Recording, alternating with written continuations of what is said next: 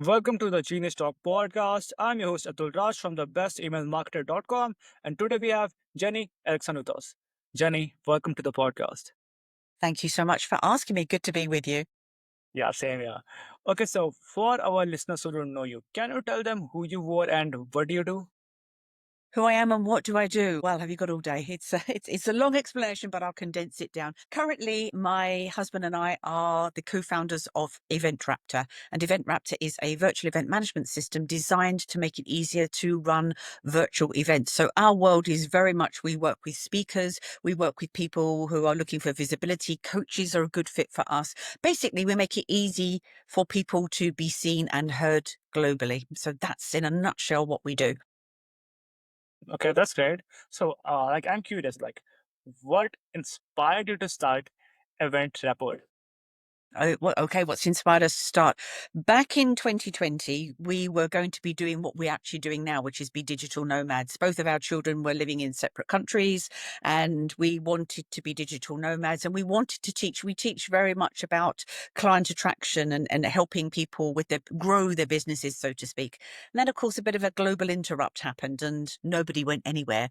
And we wanted to run our own events. And I'm married to a guy who, if he can automate something, then he will. I mean, he literally Mr. Automation.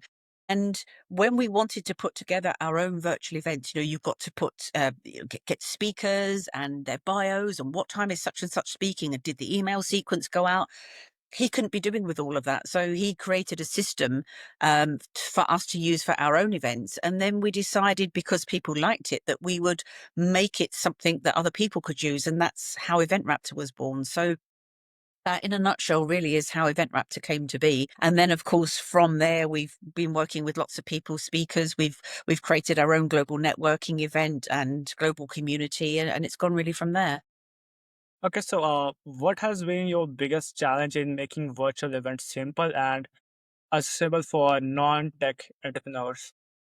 Well, Event Raptor was designed for non-tech people. In actual fact, one of my husband's first clients was a lady in her 70s, pretty new to tech, or, to even using a computer. And she very much said, I want to run my own events, but I want to do it myself. So Steve very much worked with her to look at how people would navigate using the system. So we've designed something that we think is super easy for people to be able to navigate.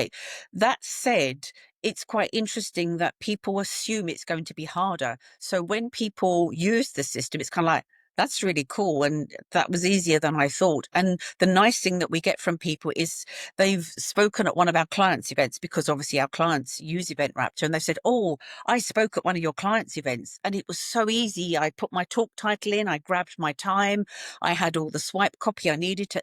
That was super easy. So I think sometimes it's getting people to understand that it really is easy. Tech is a word that scares people. The minute you mention that four-letter word, tech, people go, oh, no, I can't. But, we're here to tell you that you can. So, what are your best automation trick for anyone running events on a small team or solo? Best automation. Well, I mean, the head of automation is in fact my husband Steve. So if you want to talk anything about the best tip, that what we say to people is we talk a lot about running virtual events, is that start with the end in mind. What is it you want to achieve from an event? Lots of people will say, I'm running an event, it's got lots of great speakers, come along, etc., etc.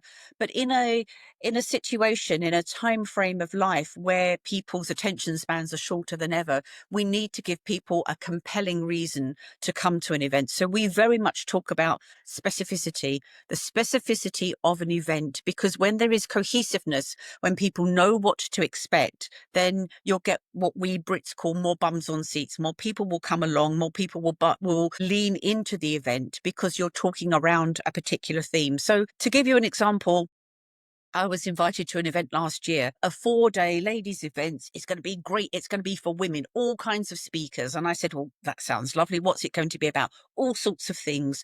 Well, with the greatest of respect, I haven't got 4 days to give you. in the hope that perhaps on day one, in the third session, I hear something that's relevant to me. On day two, nothing is relevant. Day three is great. So people need to know. So when we talk to people about running events, so whether they're running their own events or whether we're involved in running them, we very much are saying to people, what do you want to accomplish? What are you looking for with this event? And also, perhaps one of the things to say is that there are people that will say to you, get out there and speak. It doesn't matter what you do, get out there and speak and be known. I would say to people, get out there and speak, but be in places where you have that sense of people that are going to listen to what you're going to say. So we get people that will apply for our events that are great speakers. They're wonderful speakers, but what they talk about is not relevant to what we're saying. So to say to somebody who's a great speaker, you're great, but this isn't relevant to you, feels hard. But in the long run, when you have a speaker that is not, you deviate away from the theme, you'll literally see people in the audience go, well, I don't understand. It's what we Brits call, again, discombobulating. People are kind of like, I don't understand that. So we very much talk about the fluidity of something, the specificity of something, and keeping on track in terms of a theme. Okay, so I'm curious, like, can we build an email list by doing events? Can you? Or can you? Absolutely, you can. That is one of the best ways. In actual fact, that's something that we teach because it's growing your list is super important. But we do say to people that when you speak at a virtual event, or even as we are speaking now, how do people continue the conversation with you? So yes, absolutely important and a great way to grow your email list for sure. I'm thinking, like, can we do that by hosting an event and not being the speaker? Yes, absolutely. Yes, of course. We always say to people, especially speaking at our events, we would like for you to come along and speak about your preferred topic, of course, that fits in with our event. But Yeah. also we're looking for you to tell your people as well. So there's no point in coming along and speaking. It is a team effort. So anybody that speaks at our events, we are sending them swipe copy and we're sending them information saying, please promote this to people, because when we do that, everybody then wins. Then obviously that's a great way for everybody to grow and to win. So, how can a host make their event irresistible for both speakers and attendants? Can they make it by staying on theme, of course, by being known for that thing? We often, people will say, I serve everybody, I help everybody. Coming back again to the specificity, being known for a particular event and what it will bring. So we have a couple of summits that we run quite regularly. So one is called Own Your Stage, and the other one that's coming up in a couple of weeks is called the Solopreneur Accelerator Summit. And both of them do what the title suggests. So Own Your Stage is all about the specificity of using speaking in your business to be visible. So the speakers that speak at that event will speak about things like, for example, we would talk about the tech element or how to grow your business. Somebody would talk about storytelling. Somebody could talk about how to be on the TEDx stage. Somebody would talk about how to make your presentations wonderful. So that's all around the specificity of speaking in your business. The Solopreneur Accelerator Summit is all about speakers that will give you or talk about topics that will help a solopreneur grow their business. And so when you're known for that, then people know what they're going to get. When I go to the Own Your Stage Summit as an attendee, I'm going to hear about all different kinds of things, how to start a podcast, whatever. So when you're saying to people, you're stating what the event is about and what people will get from it, and then you run it again, then that's when it's then a no-brainer for people to go, I went last time, it was great. Oh, look, there's a whole host of new speakers here talking about a whole new lot of topics. I'm going to go again. By the way, can you share a recent case study of yours? Can I say again? Sorry. Can you share a recent case study? Recent case study. The case study actually that we speak about, and actually it's one of my husband's talks, is how we used Own Your Stage to earn in excess of $50,000 from one event. So that's one of my husband's talks. And what he does is he breaks down and demonstrates how we made over the course of 2 years over $50,000 in revenue. So I shall send you the link to that talk. It's there in black and white, and we talk very much about, you know, the all the breakdown of all the different elements, you know, selling, for example, a VIP upgrade, your offer that you give at an event that maybe has somebody continuing the conversation with you and perhaps purchasing some of your services. So that's a very clear model that we use to demonstrate how you can generate revenue from a virtual event. So tell me, like, what is your biggest motivation? Best motivation. Biggest motivation. My best motivation. Biggest. I think my best motivation is the first time we ran our networking event, which is called Speaker Connections. So we always say to people, if you're going to speak at an event, do two things. Have a gift to give away, so something of nominal value, a lead magnet, but also we always have a VIP gift offering as well. And a gift offering could be somebody's masterclass or a bundle or something like that. And the first time we ran Own Your Stage, our VIP upgrade, because we had 110 people that bought the VIP upgrade, was we would have a networking event. We'd put together a networking event for the people that bought the upgrade and talk about places you can speak and visibility and such. And then that morphed into our networking event. So the first time we had Speaker Connections, we ran it, and we've been running it now for 3 years. We have a global audience of people, anything from 70 to 100 people come along to Speaker Connections from anything 12, 15 different countries. The realization of people knowing that they were just in a breakout room with somebody and they're in Spain and they spoke to somebody that's in Greece and they could be on their podcast, and that podcast goes out to a huge audience. And the realization is that what most people speak about is not just within their own country, unless it's very specific about, I don't know, US tax laws. So if somebody's going to talk about, I don't know, the menopause, or going to talk about growing your business, that affects people all over the world. And I think the realization people getting like, this is great. If I come to this event, I can be on podcasts, I can be on summits, I can be on live streams, I can be on all kinds of things and talk about what I talk about, and it's going to reach a wider audience. Mhm. I love that realization in people, that, but it comes down to the specificity. So we say to people when they come to Speaker Connections, which is a free event, anybody can come for free, but we say to people, be very specific about what it is you do, who it is you serve, what it is you're looking for. The more specific you can be, the more we can help you. So people that go, I serve everybody, I help everybody, you don't. You really, really don't. Then I guess we cannot do like this. Like you said, you like giving gifts, right, to the attendees. So can't we do like having multiple gifts and the attendants can choose one of those gifts which resonates more with them? It could be. So anybody who's in our speaker directory, and again, it's free to be in our speaker directory, they can put the details of what they talk about. So for example, you might give 3 different talks. You might give 3 talks about separate things, and it would be wise for you to have a gift related to all of those.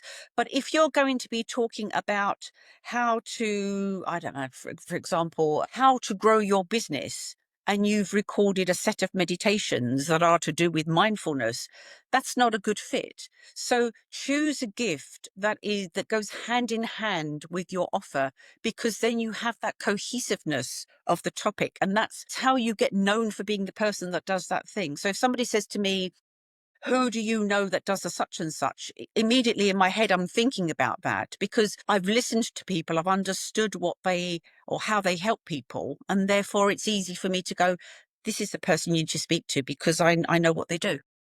Yeah, that makes sense. Okay, so what's the best book you have ever read that has impact on your work? Oh, goodness me. There's been so many. The book has gone out of my head it's by James Clear. I can't think of the name of the book by James Clear. It'll come to me in a minute. Basically, the book is all about how we repeat what we do. It's about the momentum and it's about small You mean steps. Atomic Habit or Atomic Clear? Habits. There we go. Atomic Habits, James Clear. Okay. Because when you read Atomic Habits by James Clear, it's not rocket science. It's about the momentum of doing things, and that if we don't set out, if we don't do something immediately, it doesn't matter as long as we've made a step along the way. So, for example, if I say I'm going to write, I don't know, some content or something Mhm. like that, I'm going to write 100 pieces of content. I can't, it's not good for me to beat myself up because I only reached 98 or only did one. I should celebrate the small stuff. We're all about celebrating the small stuff. The momentum is everything. So if people want to get out there and speak and be seen and be heard and everything, of course that is out there, but start somewhere, start and carry on. And that's really what Atomic Habits is all about the momentum of starting something, the repetition of doing something, and how we go from there. And if you read it, it's a great business book. But if you think about it in terms of real life, whatever we do in real life, it applies. So if I want to learn to roller skate, the chances are I'm going to fall over a lot of times. I did it when I was a Mhm. kid. I haven't done it for ages. So what do? I can either sit on the floor and go, well, I'm not going to roller skate, or I get up and I'm going to fall again, and then I'm going to fall again. But then as time goes by, I'm going to fall less. I'm going to get my balance. I'm going to find my groove. All those things are going to happen. And that's really what Atomic Habits is about, is that the repetition of doing something and the momentum and the confidence that comes with that when you think, I did that thing. And so therefore things don't seem so wildly unachievable. You think, yeah, with my keeping going at it, it is Mhm. achievable.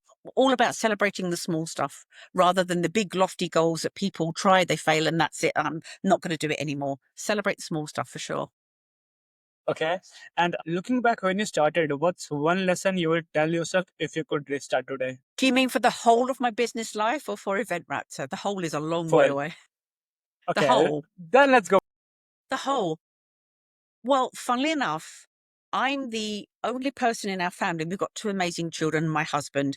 They've all got degrees. Our daughter's doing a PhD. Our son is an international business guy. My husband's an MBA. And I'm the only one that only scraped by school until 18. And I went to secretarial college. I couldn't get on with going to school. I managed to get into secretarial college and pass a bunch of exams. We think that we're defined by those educational moments, that, we need to have all that stuff in place. But actually, sometimes when you combine my husband and me, who went to the University of Life, that's actually a good mix, because my not going to university doesn't define me as a person. So I've got lots of great ideas. So if I thought to myself, the only way I will succeed in life is if I have the university degree or the whatever, that's not true. The experiences that we have in life, the things that we learn along the way, what I call the University of Life stuff is equally as important. So it's not all about academia. It's all about what you learn as you go. By the way, I left my college on the first year, then I get admission on another college, then I also left that college because I thought I was not using my time. Yeah, exactly. And our daughter's doing a PhD, and Uh, hers is science, so it's yeah. important that she Yeah, goes. yeah, yeah. That's the important stuff that she needs to learn. But my husband will often say, with the MBA, although it was a great exam to take, and it's great, to have MBA after your name, a lot of the good stuff, like me, he's learned along the way as we try and fail. And that ties into Atomic Habits, really. Yeah, Those yeah. things that we try along the way that not we don't necessarily learn in an educational environment, but we learn in business that didn't work. We can either see that as a failure, or we can see that as a step that didn't work. Business is not linear. It's not, I start here and here's where I end. It's all over the place. So, and Yeah. that in itself is an education. So, for our listeners who want to connect with you or want to get help from you, then where can they go? They can find me at eventraptor.com. You can find me on LinkedIn as well. And yeah, be happy for anybody to reach out. Jennie at eventraptor.com is my email address. Always happy to hear from people and see if I can help them along the way or connect them to somebody that I know. That's really my world. Okay, that's awesome. So, is there anything else that you would like to share? I'd like to say, gosh, again, so much. Visibility is your responsibility. And visibility is not just by being just seen somewhere, it's also about being heard too.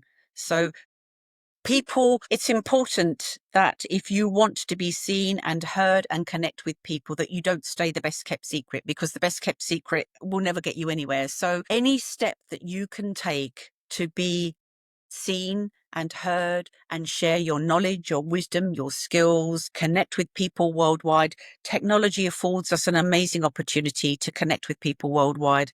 Then take it. Start where you are, start imperfectly perfect, and off you go. That's what I would say to people. Just get out there, because there's a whole world of people out there that would love to meet you and hear and see what you do. Thank you, Jenny, for sharing your wisdom with us. And Welcome. thank you so much for your time. You're welcome.